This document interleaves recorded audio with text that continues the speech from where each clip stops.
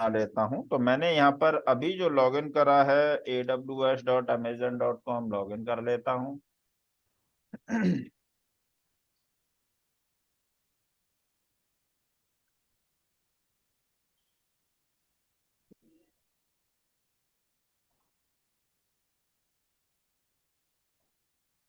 यहाँ पर EC2 section में जाकर दो सर्वर बना लेता हूँ।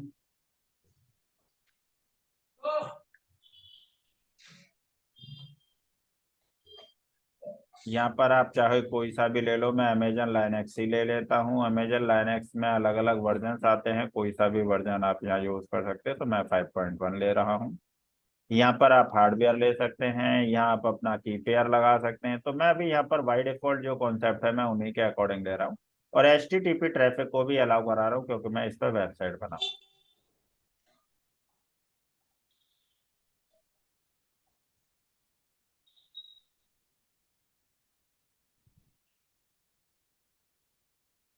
यहाँ पर मैं एक सर्वर Linux 1 नाम से रख लेता हूँ।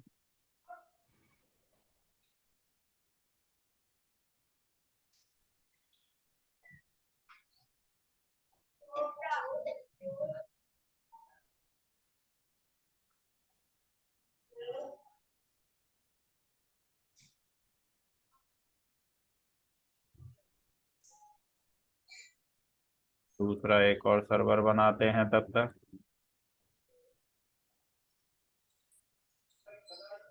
या वहीं पर नंबर ऑफ सर्वर्स में 2 लगा देते तो 2 सर्वर बन जाते। ठीक है, यहाँ पर।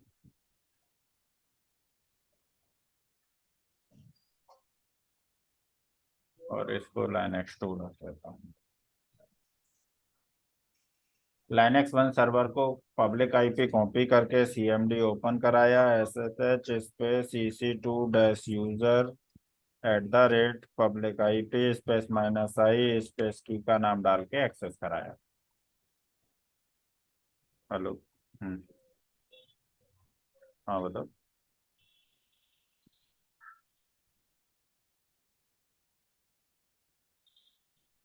ठीक है। हम्म।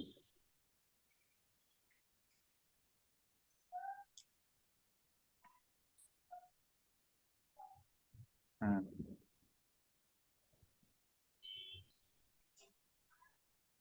ठीक है,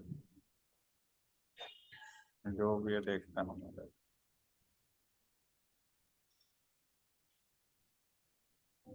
यहाँ पर अपने सर्विसेज को रिस्टार्ट कर लेना है। systemctl space restart space httpd और इनेबल कर लेना है। उसके बाद vi स्पेस /var के अंदर /ww के अंदर index.html। यहाँ पर आप अपना कोई भी वेलकम इन माई सर्वर 1 या कोई भी मैसेज लिख लो कि भाई ये मैसेज। सर्विस को रिस्टार्ट करना है। पब्लिक आईपी से इसको अगर एक्सेस करके देखोगे तो सर्वर ओपन हो रहा है। सर्वर 2 के लिए आ जाते हैं। सर्वर 2 का आईपी कॉपी कर लेते हैं। सर्वर 2 को SSH स्पेस एग्जिट एग्जिट। यहाँ पर पब्लिक आईपी जो है वो इसके जगह 2 का लगाना है।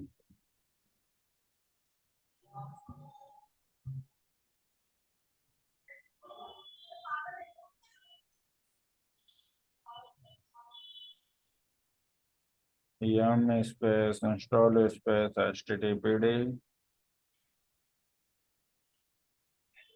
systemctl space restart httpd systemctl space enable httpd vi space /var www index.html।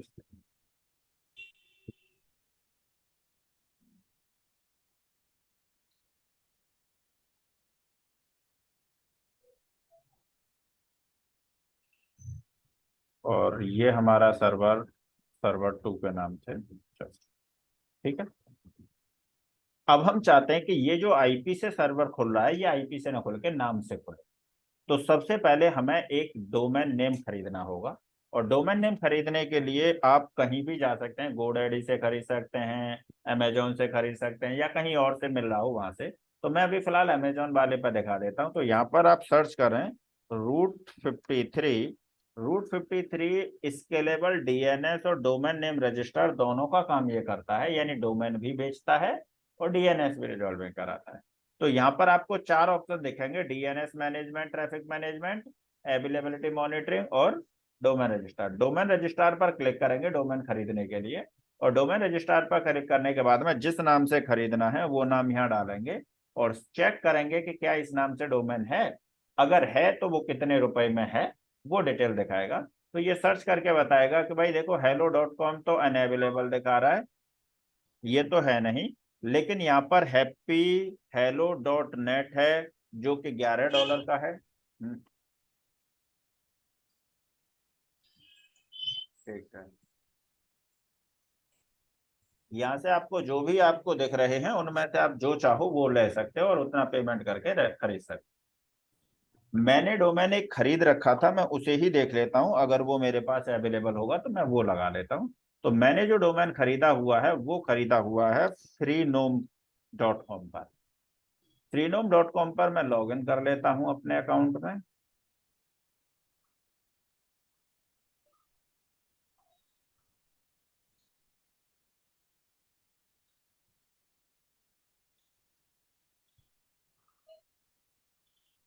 Services में माई डोमेन में मेरा यहाँ पर डोमेन एक था Sinu123.tk।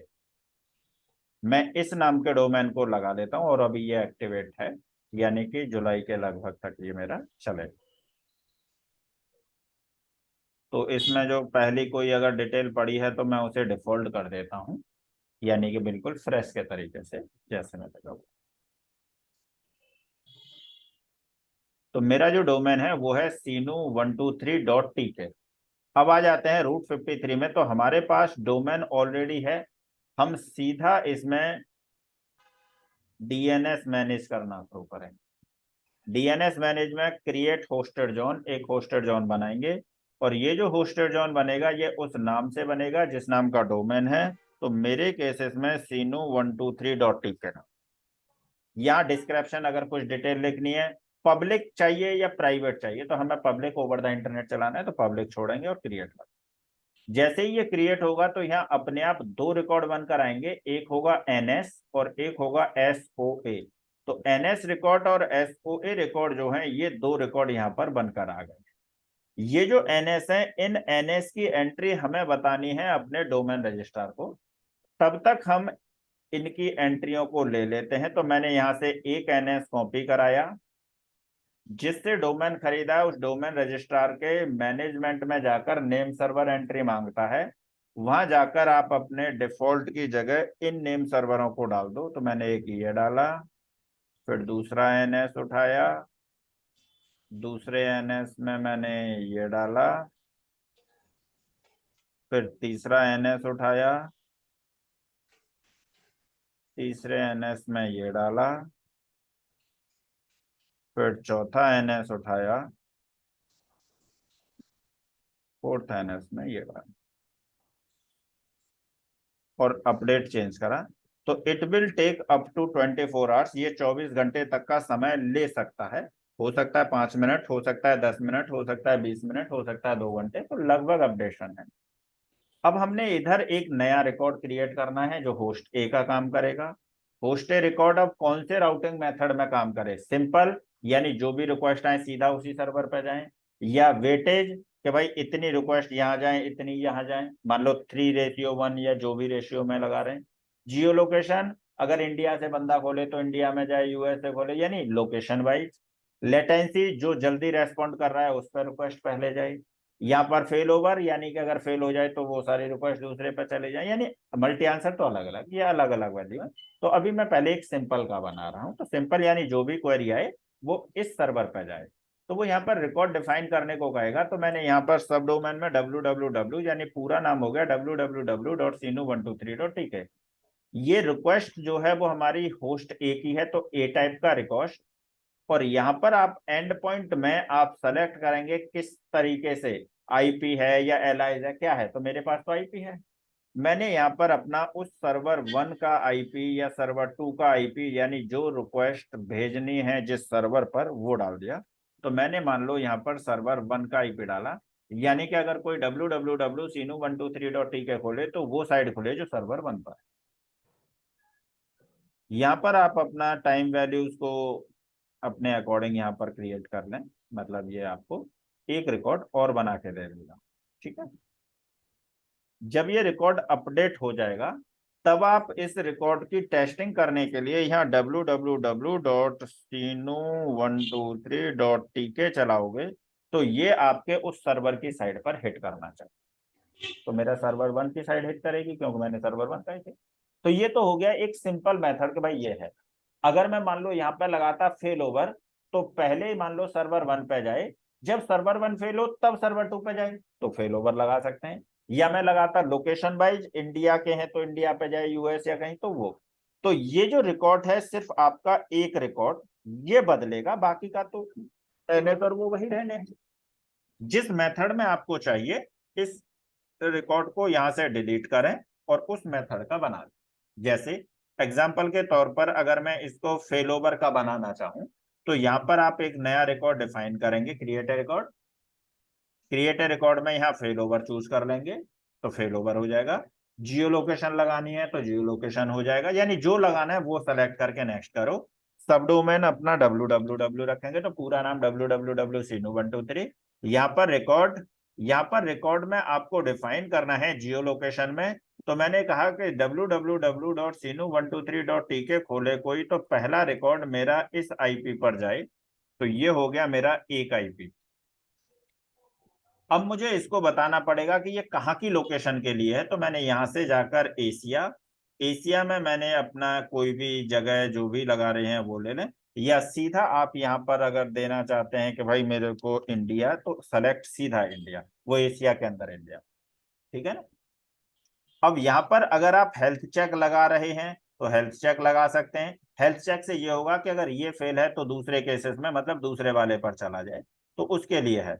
यहाँ पर रिकॉर्ड आईडी मैंने 123 कोई भी नंबर डाल दिया, मान लो मैं हेल्थ चेक नहीं लगाया, एक रिकॉर्ड बन गया ये।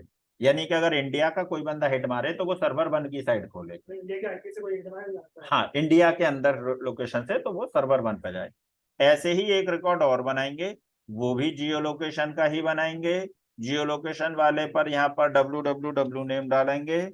यहाँ पर आप अपना टीटीएल वैल्यू के बाद में अपने रिकॉर्ड्स कॉन्फ़िगर करेंगे वाया आईपी। और यहाँ पर इस बार डाल दो सर्वर 2 वाले का आईपी कि भाई अगर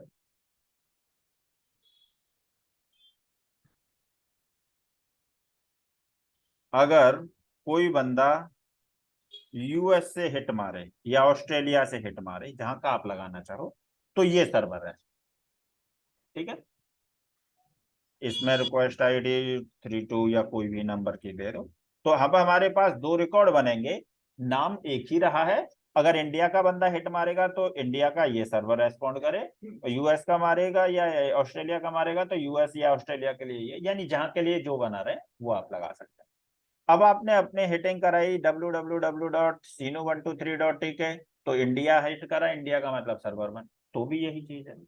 तो इस तरीके से आप लगा सकते हैं। मान लो अगर आप ऐसे चाहते हैं कि भाई मैं उन दोनों सर्वरों पर लोड बैलेंसर बना दूं और नाम से www.sinu123 से खोलूं, तो एक बार सर्वर 1 खुले, एक बार सर्वर 2, एक बार सर्वर 1, ऐसे भी लगा सकते हैं। तो मैं यहाँ पर अगर मान लो कि इसमें EC2 सेक्शन में चलेंगे पहले, तो EC2 में आकर इन दोनों सर्वरों पर लोड बैलेंसर बनाना है, तो हम यहाँ पर लोड बैलेंसर में आ जाते हैं। लोड बैलेंसर क्रिएट कर लेते हैं। ये हमारा कोई सा भी ले लो, बात एक ही है, हम सीधा क्लासिक उठा लेते हैं। यहाँ पर लोड बैलेंसर का कोई भी XYZ नाम लगा देते हैं। यहाँ पर डिफॉल्ट या कोई एक नया रूल क्रिएट करते हैं जिसमें 80 नंबर का पोर्ट अलाउ करा लेते हैं। उसके बाद में अपने हेल्थ प्रोब जो भी है वो डिफॉल्ट वाली छोड़ देता हूँ मैं। दोनों सर्वरों को लगा लेता हूँ और इन्हें लोड बैलेंसिंग पहले बनाने देता हूँ।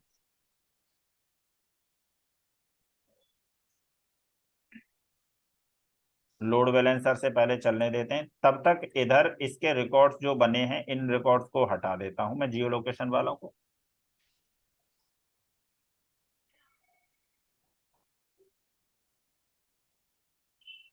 NS और SOA रखे हैं।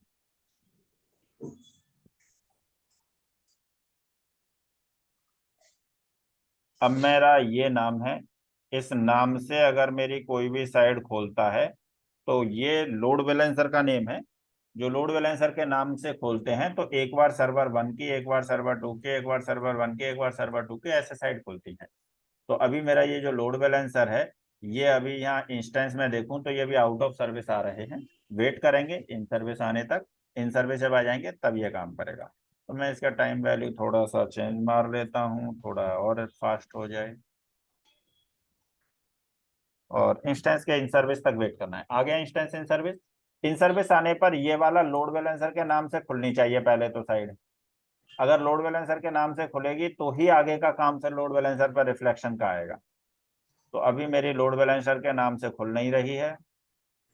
तो मैं अपना करना कुछ है नहीं, अपने सिक्योरिटी ग्रुप को ही एक बार चेक करेंगे। ये मेरा सिक्योरिटी ग्रुप है। सिक्योरिटी ग्रुप में एडिट इनबाउंड पोर्ट रूल में चलते हैं, क्योंकि यहाँ कुछ और बचता नहीं है, सिर्फ इनबाउंड रूल का ही है। आप चाहो तो पर्टिकुलर इसको यहाँ पर इसे ही अलाउ कर लो, या फिर आप ऐसा भी कर सकते हो कि भाई मेरे को इतना इसमें ज्यादा कुछ करना नहीं है, सीधा मैं ऑल ट्रैफिक लगा लेता हूँ और अपने इस नेम को हिटिंग करा के देखता हूँ। तो ये सर्वर खुलना है, एक बार सर्वर 1, एक बार सर्वर 2, एक बार, यानी वेट कर लो, वो अपडेट होगा तो वो भी आ जाएगा।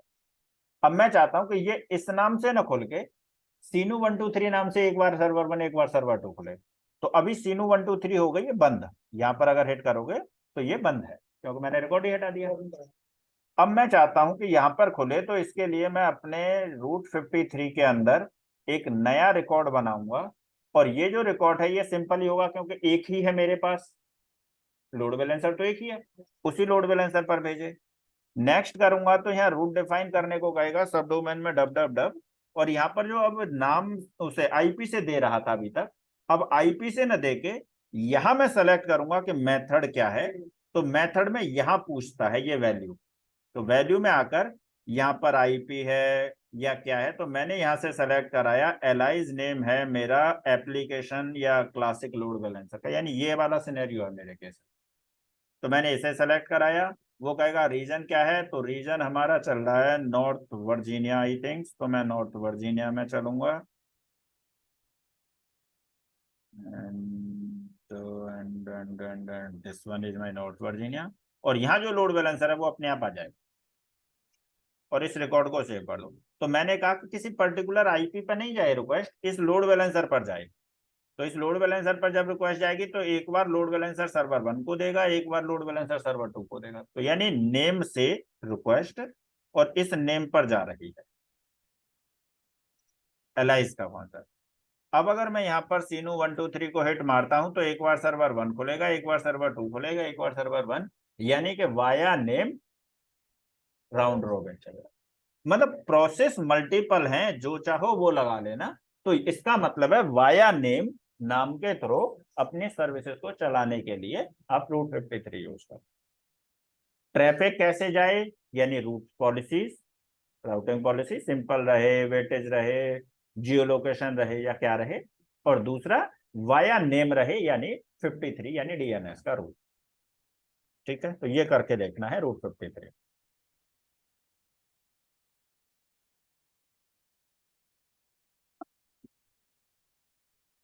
टॉपिक मोस्ट प्रोबेबली सारे कवर हो गए हैं। आप एक बार अपना प्रैक्टिस करें, एक बार रिकॉल करें, कोई क्वेरी रहती है तो उससे रिलेटेड पूछें। मैं अभी फिलहाल आपको चैट बॉक्स में एक फाइल भेज रहा हूं जो क्लाउड के इंटरव्यू क्वेश्चन से रिलेटेड है। एक बार उन सारे क्वेश्चनों को रीड आउट भी करें, और क्वेश्चंस में कुछ नया समझ में आएगा, क्योंकि क्वेश्चन तो अलग अलग हो सकते हैं। तो कुछ नया लगे तो आप उन क्वेश्चंस के हिसाब से क्वेरी सॉल्व करा दें, होती क्या है क्या चीज है उससे रिलेटेड। तो मैंने क्लाउड ठीक है सर। इंटरव्यू क्वेश्चंस के नाम से एक फाइल भेजी है, आपको चैट में मिलेगी, आप उस पर क्लिक करें, डाउनलोड हो जाए।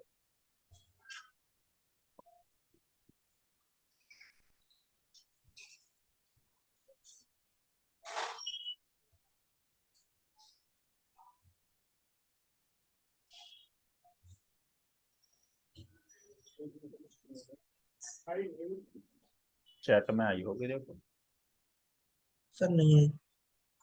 हाँ अब चैट आ में। गई। अरे हाँ, वो ठीक है पेज सर। अपलोड होने में थोड़ा टाइम लगा दिया होगा ना।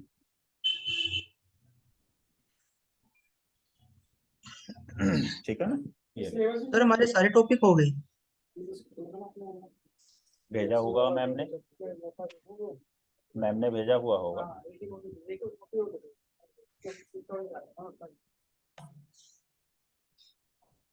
सर क्या भेजा मैम ने? सिलेबस, कौन सा सिलेबस मतलब? कंटेंट्स क्या क्या है, कोर्स कंटेंट्स। कोर्स कंटेंट तो सर आपने बताया ही हुआ है, वही है ना? हाँ वही हैं, बताए हुए हैं वही। वही ना जो आपने मतलब बताए हुए है ना? हम्म। और बाकी सर हमारे सब कंप्लीट हो गया? जो लास्ट के आपने हाँ दो जी। तीन टॉपिक्स बताए थे वो भी हो गए क्या? हाँ जी। लास्ट के कौन से? नहीं आपने बताए थे ना ये दो तीन टॉपिक्स जो आपने बताए थे कि लास्ट मतलब बच रहे हैं।